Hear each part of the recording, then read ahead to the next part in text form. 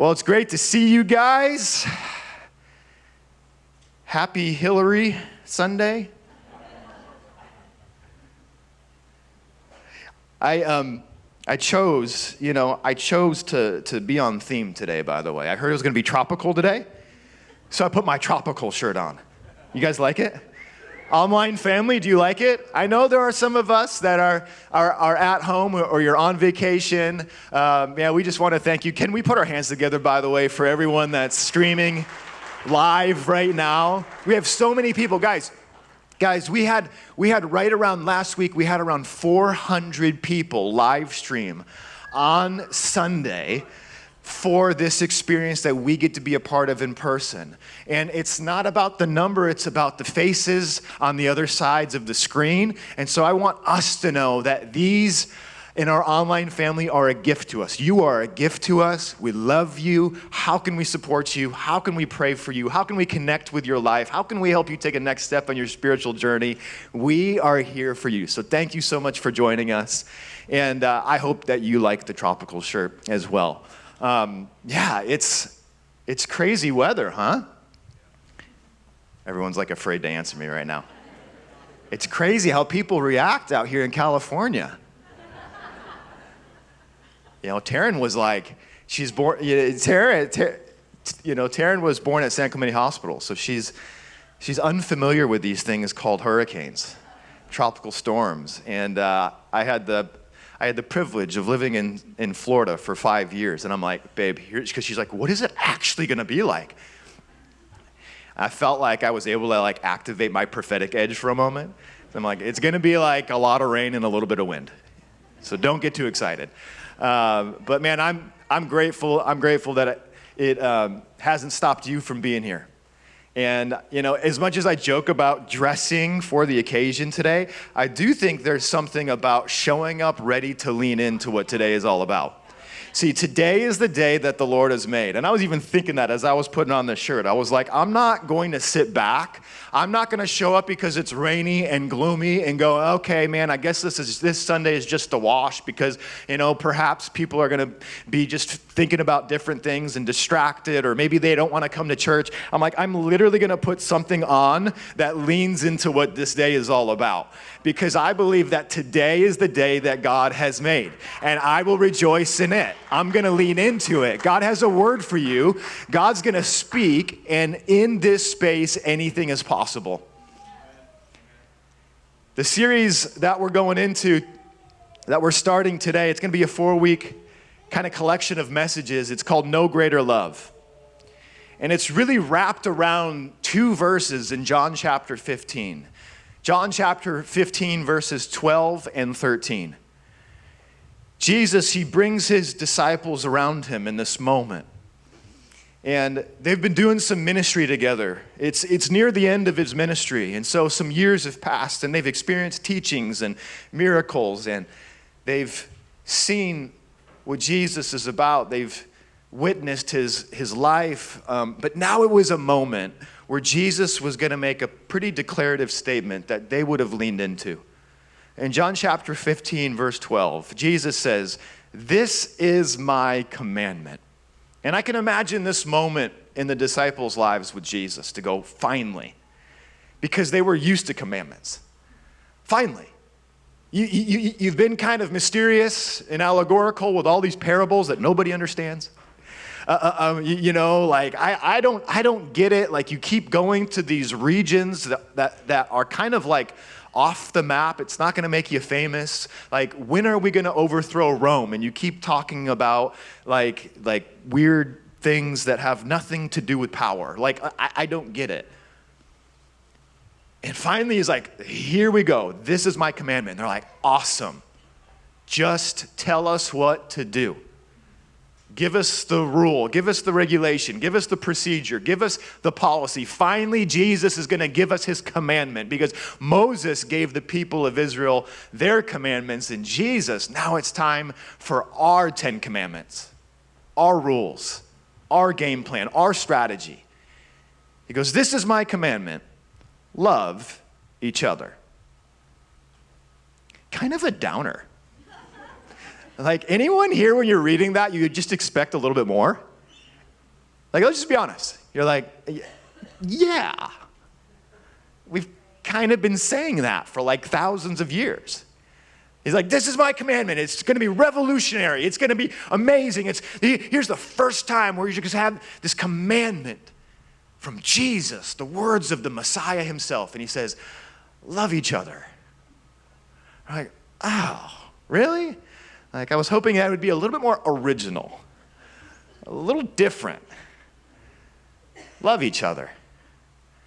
And you know, oftentimes we stop here because this is something that is generally agreed upon by most people. It's a good idea to love one another. They had heard this from the Shema in the Old Testament.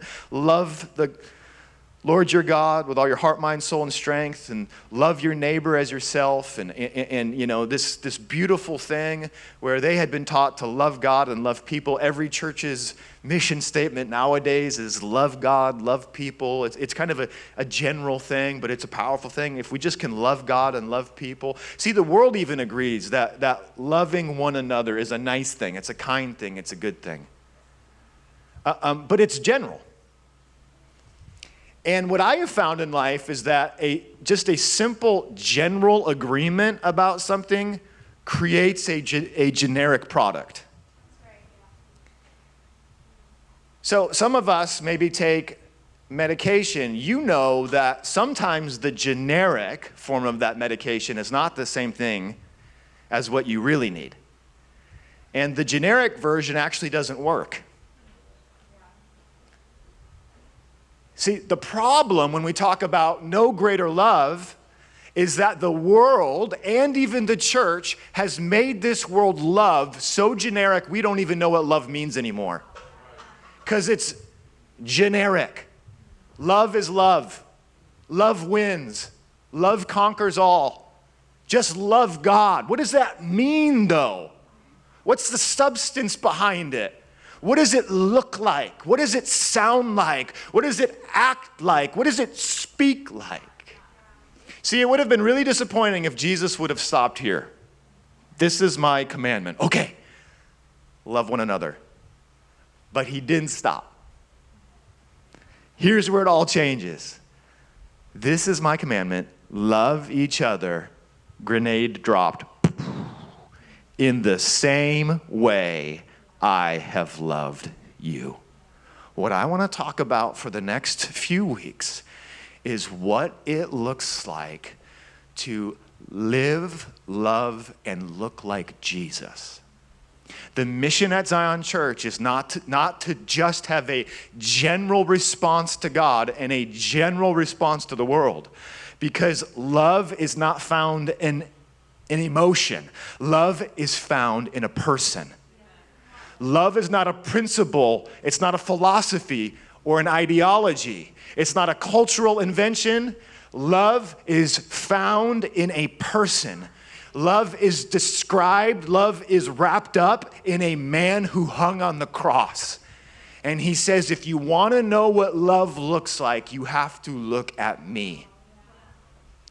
Love each other, not just generally, not just generically, but in the same way I have loved you.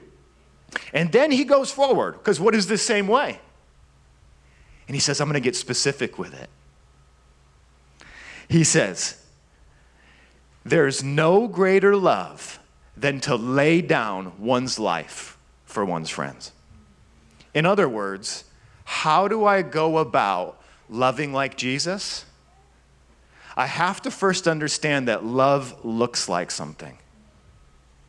And Jesus said, I'm not just going to teach you about love, I'm going to show you what love looks like. There's no greater love than to lay down your life for others. And then Jesus not only talked about it, Jesus hangs on the cross. And as Jesus hangs on the cross, he goes, I am going to give you a living, breathing testimony of what laying down your life for others looks like. It's actually not clinging to your plan. It's actually not clinging to your wants. It's giving up your rights for other people. There's no greater love than to lay down your life. It's a real mysterious and kind of paradoxical statement. You know, in fact, Jesus said in Matthew 10:29, he says, if you cling to your life, you will lose it.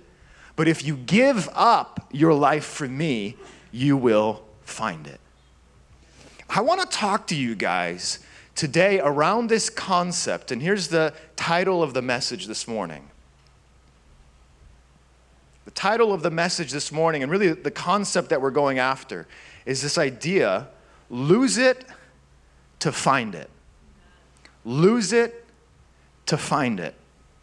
Jesus said, here's the greatest pathway to life. The greatest pathway to life is to love the way that I love you. And the way that I love you is not by clinging to my life, but by laying my life down for you. Still kind of mysterious, though. What does that mean for me today? What does that look like for me this week? It's interesting because when we think about even this word love, the word love in Greek has 4 different meanings in 4 different contexts. The first form of the word love in Greek is storge, and that means family love. It's kind of a funny word, by the way, storge, like family love. Like I just picture this like, hey, I'm storge, you know, I'm storge, and I care about family. So maybe that's your way to remember it. But super corny, but you're going to remember, hey, I'm storge, you know? I'm all about family, right? So this is, I just sounded like Alan. Where's Alan at? Sorry. Oh, man. It is like having this love for your family. The second word that the Bible uses for love is this word philia, and that means brotherly love. That means affection for a friend. That's where we get the root of the word for the city Philadelphia, the city of brotherly love, which I have heard, I've never been there, but I heard at times it doesn't always reflect that. But if you are from Philadelphia and you're watching, we love you. There's grace for you. Just start living into your name. The third fan, have you met sports fans from Philly? Man, okay, by the way. The third Greek word for love is this word eros. And I'm not going to go too descriptive on this because we can get into some weird territory here. But eros is romantic love. It's intimate love. And so those are the 3 descriptions of this word love. Then there's the 4th word. Somebody shout it out. Agape. Oh man, some of you grew up in church. You've heard this before. And agape love is the word that Jesus is using here when he says there's no greater love.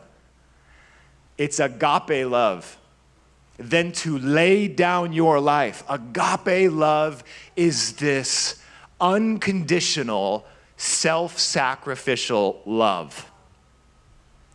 And he's saying if you want to discover what life is about, if you don't want to just be a generic Christian that has very weak results in your life, man, but you want to experience this abundant, rich, and satisfying life, then you've got to tap into what it looks like to live out this agape, self-sacrificial love.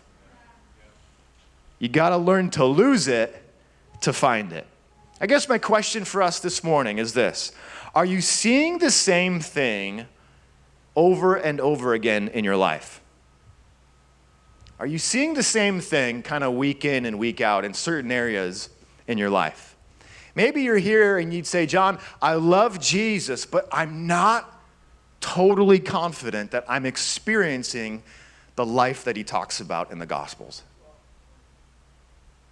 If we're going to get real this morning, like I show up at church, I worship him, I love him, and maybe he's like, man, I dig into his word, but there's just this deep sense inside of me, if I actually slow down and take time to assess my soul condition, where I'm just not sure if I'm actually experiencing the life that he talks about.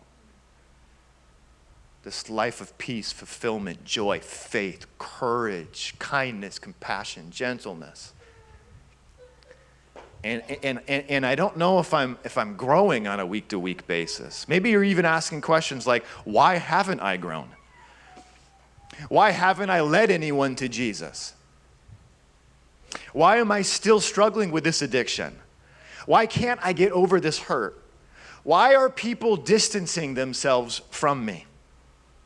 And this is where I want to take us into a very descriptive, and it could be new for a lot of us, concept about what it looks like to lose it to find it. What does it look like to lay our lives down, as Jesus mysteriously talks about, but in a very practical way, to gain the rich and satisfying experience of life that he promises us? I want to put something on the screen. We went through an experience, our staff did, a 2-day transformational leadership experience where we brought in an executive coach, and we worked through some things that I believe have been incredibly transformational, truly, and helpful, beneficial, resourceful for our staff, that I wanted to kind of invite us into in the way of growing together as a church. Up here on the screen, I want to put up what I would call our survival needs diagram. See, when it comes to some of these questions, I love Jesus, but I'm not sure if I'm experiencing the life of Jesus. I want to follow Jesus, but I keep finding myself in these places of fear, doubt, and confusion. I want to have a healthy relationship, but I can't seem to get there. There are so many examples of how we stay in this survival cycle and miss out on the life that Jesus offers. As we see here, there are 4 basic survival needs that each of us have. One is to look good. The second is to feel good. You can put the word comfort in there. The third down here is to be right. And on top of that, we not only want to be right, but we also want our story, our perspective, the narrative that we're telling ourselves about the world or about other people or about the situation to be right. So we'll look for evidence to prove that right. And the fourth thing is to be in control. So I want you to consider this for a moment. How many areas in your life do you find yourself within this? Imagine this as a sphere or a box, where God calls you to do something. Maybe here, I'll give you an example. I'll share an example with you, and then I actually want to ask for some audience participation this morning. We're going to go into a brief exercise. It's going to be fun.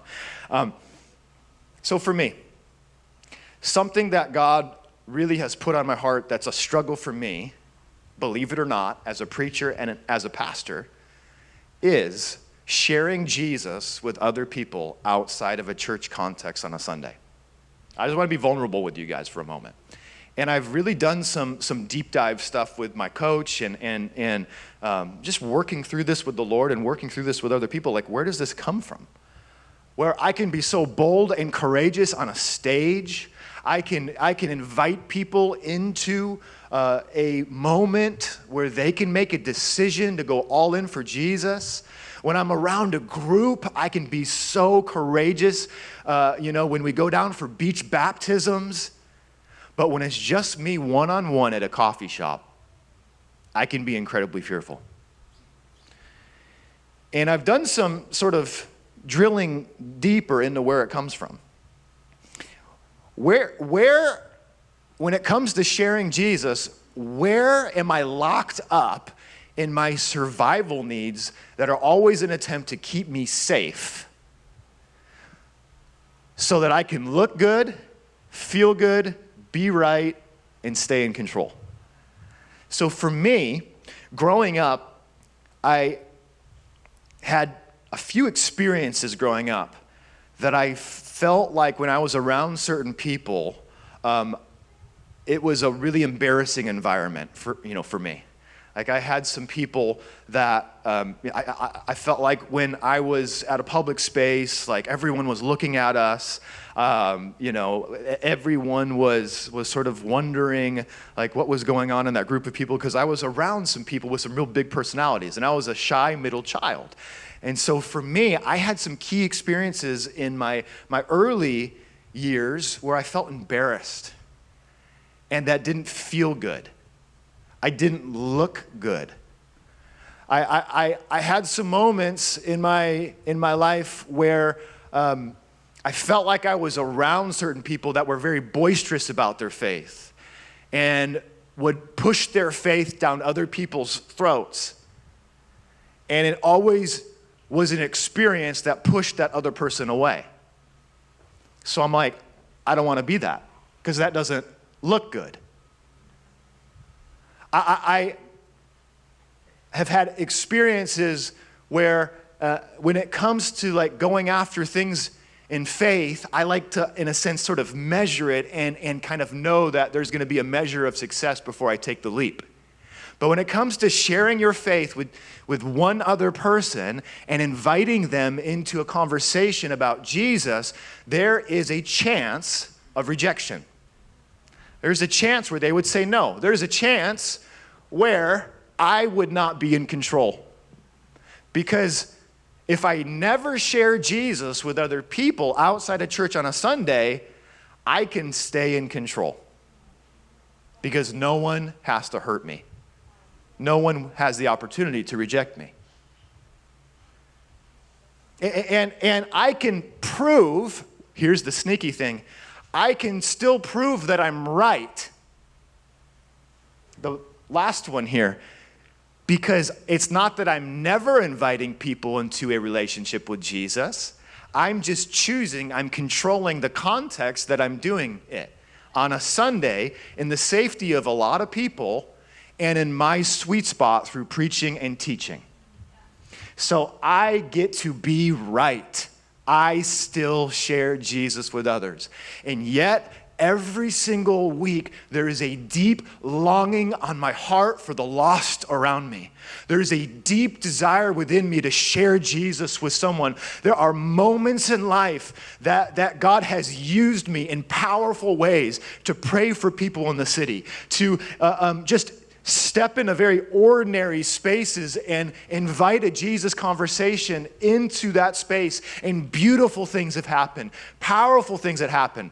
And there have been other times where maybe it was just a seed that was planted and nothing happened, but I was brought to life. But I personally struggle with, on a week-to-week basis, getting outside of my survival needs and stepping in to the life that Jesus offers. Because all of these survival needs feel so important to us. And it feels so fearful to go outside of what we know or what we think keeps us safe. And all the while, deep inside you, you go, man, there's potentially some quiet guilt, some quiet shame, and even quiet depression, because you're going, oh man, I know that's the life that Jesus has called me to, but I'm settling for existence. And it's not that you have to be settling for existence all in, like you're a follower of Jesus, let's say. You're like, hey, I've given my life to Christ. I want him. I love him. I'm pursuing him. But there are areas in your life, just like mine, where perhaps you're settling for existence when he's called you to step beyond the space of safety and into the adventure of life.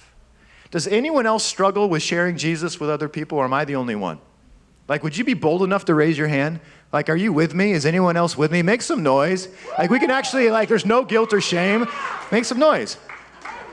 And so, here's the great part of the story. I've been working with my coach on a week-to-week basis. Yes, your pastor has been working with someone to go, hey, here's an area of my life where for whatever reason in my past, because of fear of rejection, fear of embarrassment, fear of bothering people because they don't have time, fear of looking good, fear of the unknown, fear of, I will not live in a prison of fear anymore. And we're doing little practices and little challenges, and I'm having little conversations with people as I show up for basketball on Monday nights, as I show up to the pickleball courts, as I show up in coffee shops, to be noticing, to be awakened, to be aware, and I am coming to life like never before.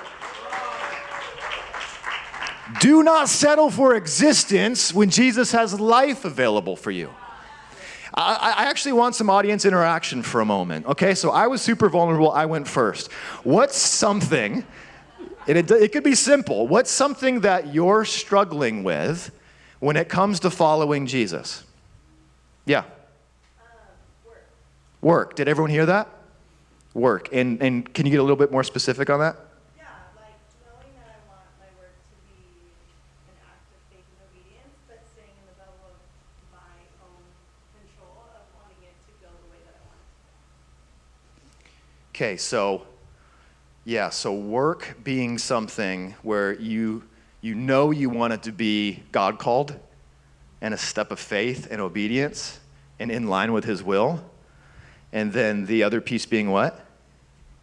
Feeling like that feels scarier, so then you stay in that same cycle Right. of doing all those things to make work something that you can control. Yeah. Where you look good and you're right all the time and it's comfortable. Yeah. But then you don't experience life in that area. Yeah. Anyone else experience that with their work or their career or their calling? And yeah, right. So that's a great example, right? The work that I put myself to, the work that's in my hands on a daily basis, right? The thing that I'm offering the world. Where am I caught up in looking good because maybe I went to college for this thing. Maybe I got trained for this thing. Maybe this was the pathway that my parents told me that I should go on. Maybe this is what friends expect of me. Maybe this has been my history on social media, so if I change a direction because God called me to something else, that could shake up the way that I look. Maybe this feels incredibly uncomfortable. It does not feel good because it feels really good to get affirmation and confirmation and accolades and achievements in the places where I am winning. Right? So it feels really uncomfortable to step into the unknown, although there's this deep longing inside of me, God saying there is more for your life. Okay? Be right. Exactly. I'm right about the fact that I was trained for this. I went to school for this.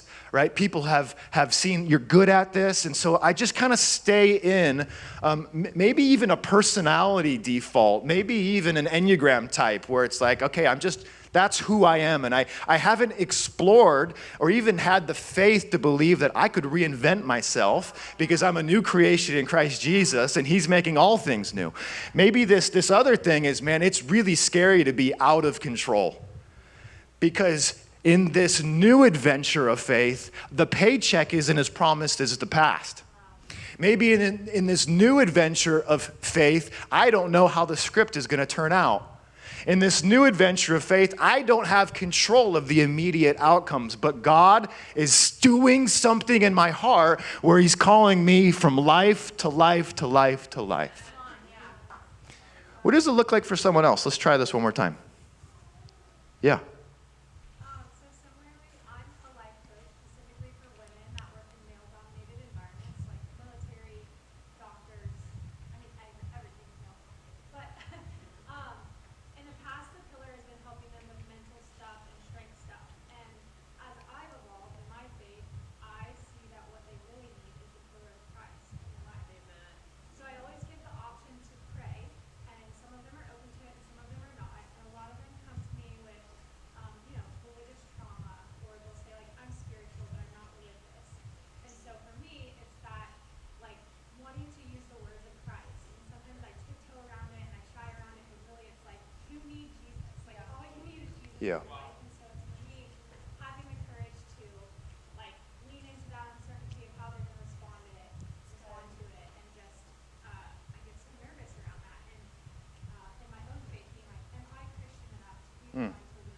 Yeah. Yeah. Anyone else struggle with that, where you're at your place of work or you're in your place of influence, you're in your sphere of activity, and there are opportunities to express the life of Jesus that you're experiencing, or to encourage someone into the hope of Jesus, and yet you kind of dance around it. I'm there, or maybe sometimes it's a lot easier to talk about even inviting people to church instead of sharing Jesus with them, right? Or inviting them to something else. And it's not a bad thing. Invite people to church, but what is it about us where we're, right? So again, yeah, exactly. That's where this comes into play, right? The interesting thing about the cross in this, and this is, we could talk about so many different examples. When Jesus was hanging on the cross, did he look good? Right. His body essentially naked, humiliated before everyone, arms stretched wide, lacerated. He was, Scripture even says that it was hard to picture him as a man because of how horribly beaten, bruised, and bloody he was. On the cross, did Jesus feel good? Said that Jesus was suffocating to death on the cross. It was the most painful, excruciating death imaginable. On the cross, do we see a Jesus who's up there shouting comments on social media to prove that he's right? Do we see a Jesus who was a people pleaser because everyone wanted the Messiah, Jesus Christ, to be a military leader and overthrow Rome? Or do we see a Jesus who forgives people that are killing him, giving grace to those that don't deserve it, the thief on the cross? Do we see a Jesus that actually chose to suffer and confuse people about who the Messiah was, in order that they one day would look at that image and go, that's what true life is? On the cross, did Jesus grab onto this sense of control? Now, of course, we know Jesus was in control of his decision, his decision making. He was in control of his sacrifice.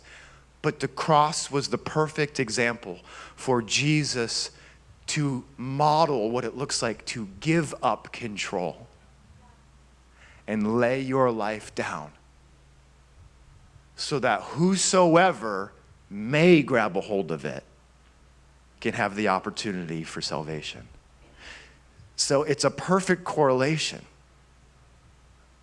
where when it comes to even sharing Jesus with others, when it comes to stepping into a God-sized dream that you don't know what it's going to look like, when it comes to saying yes to foster care and adoption, when it comes to having that conversation with that person where there's tension in your life and you keep walking around it, you keep dancing around it, you keep skirting around it, when it comes to leaning in to opportunities for restoration, forgiveness, freedom, and healing, when it comes to it, we don't live by our survival needs that will keep us locked into a state of existence.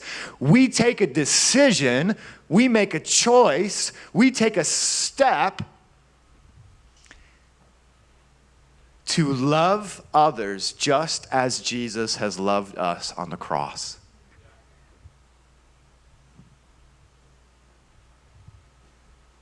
Going, I don't need to be in control. I don't need to be right. I don't need to feel comfortable.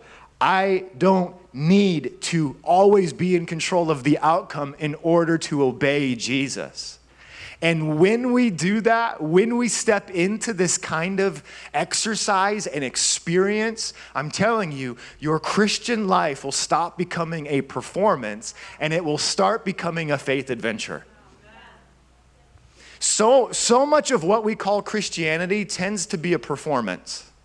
How am I doing with God? Does God like me? Is it enough? Right? Is it enough? Am I enough? Right? And so much of life becomes about performing to be good enough for God. And God already accomplished everything that you need on the cross for you. So he says, it's not about doing all of these things to try to make me happy, because you're going to stay in this state of existence driven by guilt, shame, quiet depression, and fear. But I'm giving you a pathway to life. Beyond your fear, there is an opportunity to experience life by laying down your need to control, by laying down the need to always look good, by laying down this sense where it always has to be me that is right about everything, and by laying down comfort and complacency. And Jesus says that as we do this, we will step from surviving to living the faith adventure that he has called us into. Would it shock you to realize that what you're really scared of is what Jesus calls life? We either live life motivated by fear or love.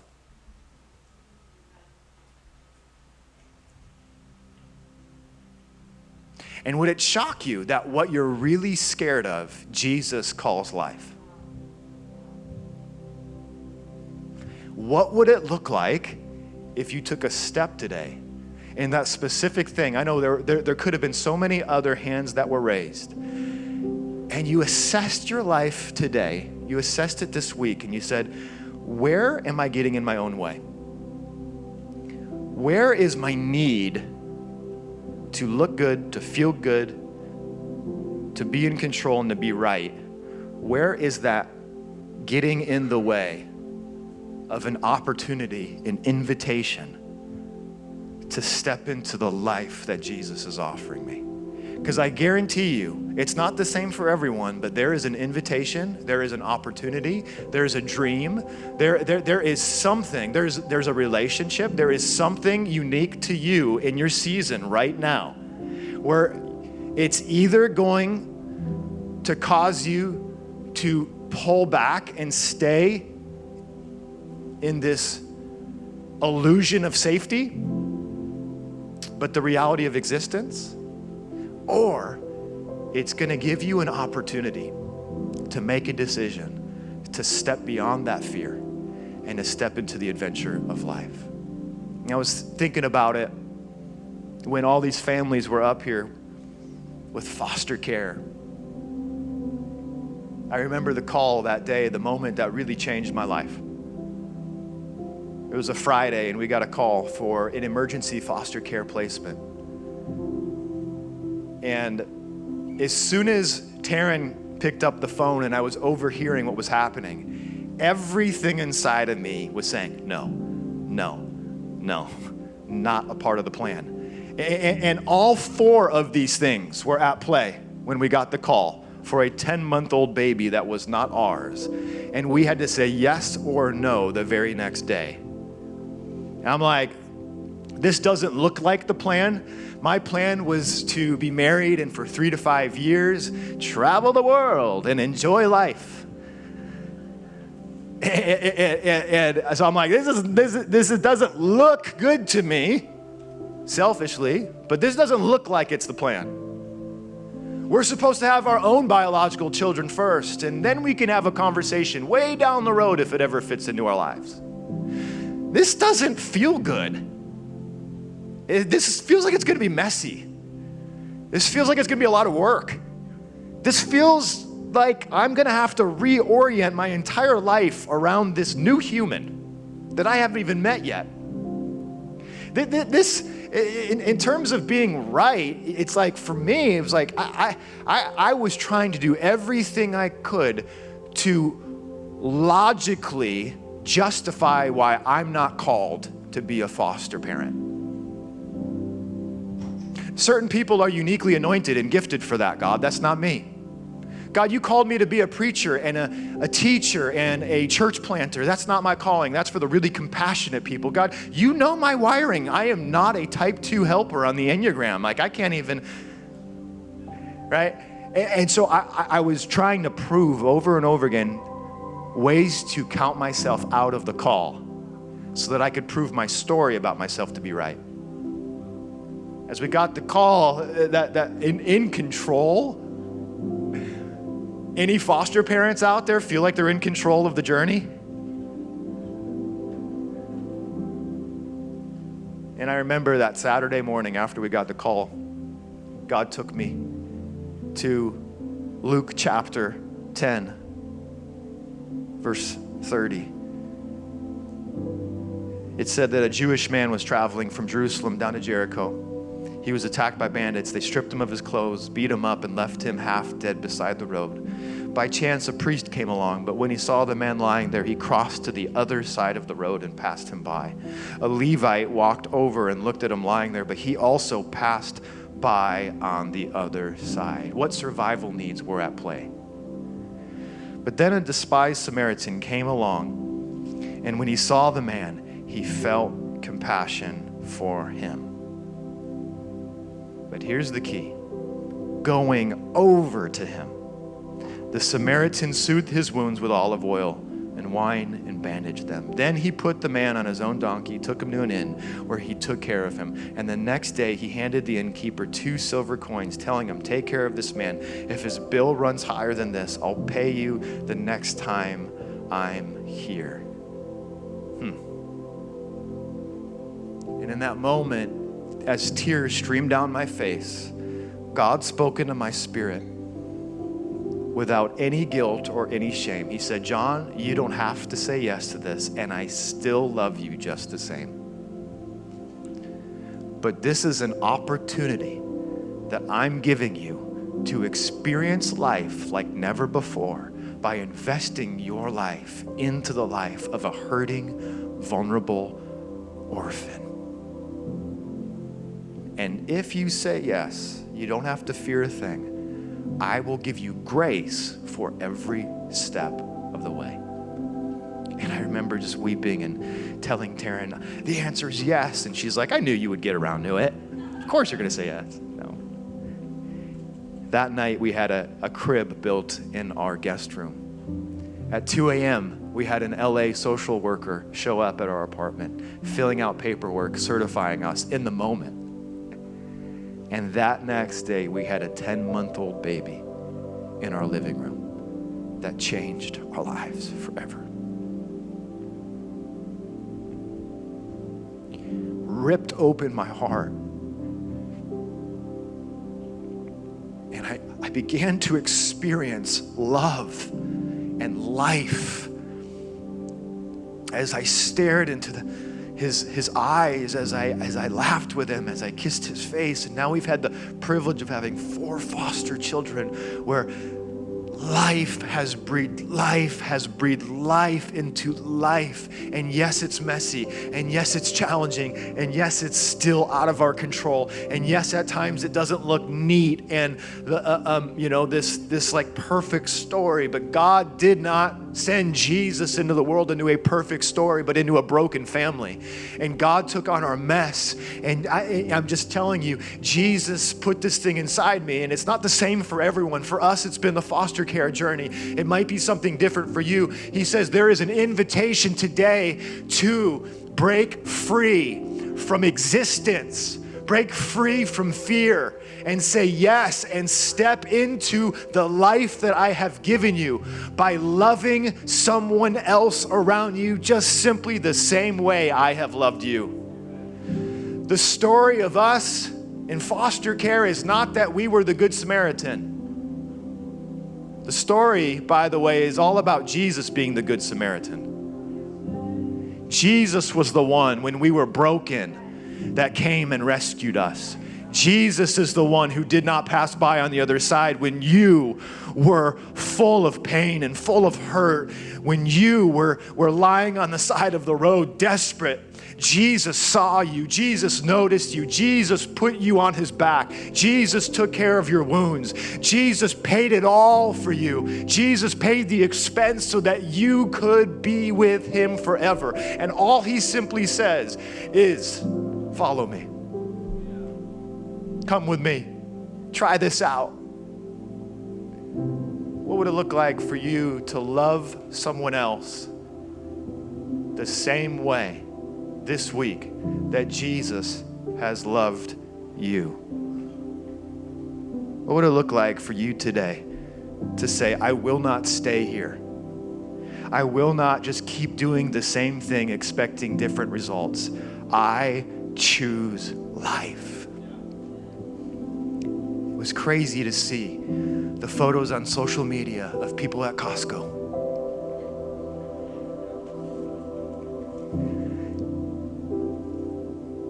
People filling the lines at Costco, making their survival plans for Hurricane Hillary. And you can always tell someone's survival plan by what's in their cart, what they're choosing to purchase, what they're going all in on.